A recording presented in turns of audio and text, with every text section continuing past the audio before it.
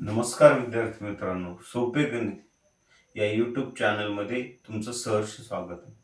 विद्यार्थी मित्रांनो, दोन चलातील रेषीय समीकरण या भाग 1 च्या पहिल्या पाठातील शाब्दिक उदाहरणाचा आपण अभ्यास करणार आहोत.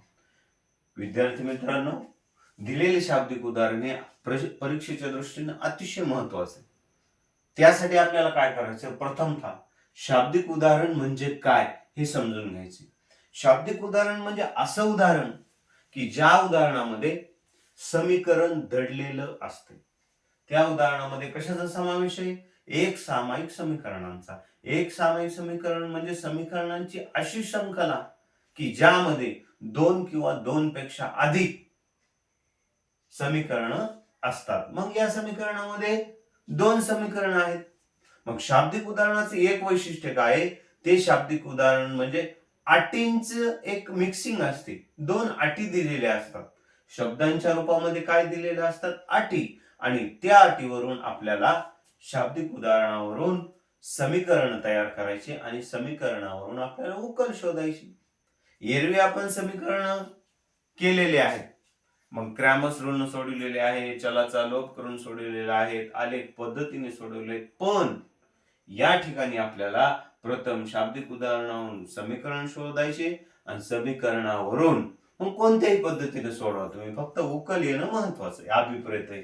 तर मग विद्यार्थी मित्रांनो, आपण शाब्दिक उदाहरण वाचून घेतल्याच्या नंतर यामध्ये कोणत्या दोन अटी आहेत त्या अटी शोधूया. मग शाब्दिक उदाहरण वाचल्यानंतर आपल्या लक्षात येईल की बाबा या शाब्दिक उदाहरणामध्ये दोन संख्यामधील फरक 3 असून मोठ्या संख्येची तिप्पट आणि लहान संख्येची दुप्पट यांची बेरीज 19 आहे. तर त्या संख्या शोधा. म्हणजे आपल्याला असं लक्षात येईल की बाबा या ठिकाणी दोन संख्या आहेत, त्यामधली एक संख्या मोठी आहे आणि एक संख्या लहान आहे. मग दोन घटक आहेत म्हणून दोन चल आहेत. म्हणून हे गणित कोणत्या पाठातले? दोन चलातील रेषीय समीकरणात. मग आपल्याला दोन संख्येला चल द्यायचे. मोठ्या संख्येला एक चल, लहान संख्येला एक चल. मग ते आपल्याला गृहीत धरायचे. समजा मोठी संख्या x व लहान संख्या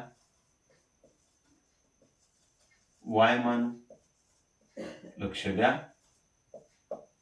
y मानलं, मोठी संख्या x आणि लहान संख्या y मानली. म्हणून पहिल्या अटीनुसार समीकरण तयार करायचं. पहिली अट काय म्हणाली? दोन संख्यामधील फरक 3 आहे. फरक म्हणजे वजाबाकी, मिळवणे म्हणजे बेरीज. म्हणून पहिल्या अटीनुसार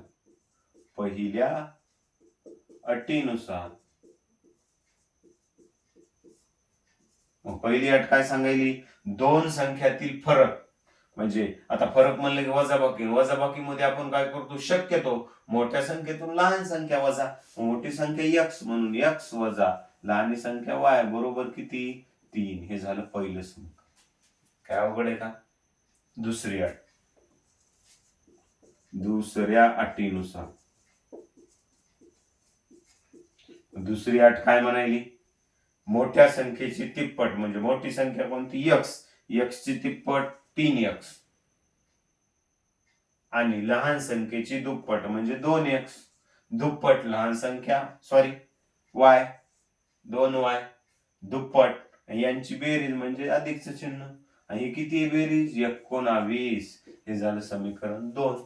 विषय मिटला. शाब्दिक उदाहरणावरून समीकरण शोधले. आता समीकरणावरून उकल शोधू. मग ते कोणत्या पद्धतीनं? चलाचा लोप करून. मग आता हे सोडवायचे आपल्याला, म्हणजे x आणि y ची किंमत काढायची. मग आता आपण चलाचा लोप करून सोडवित असताना आता इयत्ता 9वी पासून आपण हे गणित सोडवित आलेलो आहोत. मग चलाचा लोप करीत असताना आपल्याला एकच लक्षात घ्यायचंय की बाबा असे कोणते चल आहेत ज्यांचे सहगुणक समान आहेत? ते इथं नाहीत. मग समान करून घ्यावे लागतील. समान करून घ्यायचे म्हणजे काय करायचं? इथं x ला एक तर 3x करा किंवा y ला किती करा? 2y. बरोबर. आता इथं yचं चिन्ह ऋण आहे, इथं yचं चिन्ह धन आहे. मग चिन्ह जर वेगवेगळे असतील तर त्यांची बेरीज करायची. म्हणून आपण काय करू? ह्या वायला 2 करू. वायला 2 करू म्हणजे समीकरण 1 ला 2 ने गुणू. मग ती सूचना टाकू. समीकरण 1 ला 2 ने गुणून. ओके. मग 2 न जर गुणलं तर आपल्याला नवीन एक समीकरण मिळतंय तिसरं, म्हणजे 2x वजा 2y बरोबर 6. हे झालं समीकरण 3. किती झालं? 3. मग समीकरण 2 मध्ये आणि 3 मध्ये y चे सहगुणक समान आले, पण चिन्ह वेगवेगळे म्हणून यांची बेरीज करायची. चिन्ह जर समान असते तर वजाबाकी झाली असते. So simple. मग आता इथं सूचना टाका. समीकरण 2 अधिक समीकरण 3. आता मी समी लिहिले म्हणजे समीकरण गृहीत धरा. बरोबर. मग आता समीकरण 2 कोणतं आहे? 3x अधिक 2y बरोबर 19 आणि 2x वजा 2y बरोबर 6. मग यांची बेरीज करायची. बेरीज म्हटलं की नो डाऊट चिन्ह बदलायची गरज नाही, डायरेक्ट करू शकता.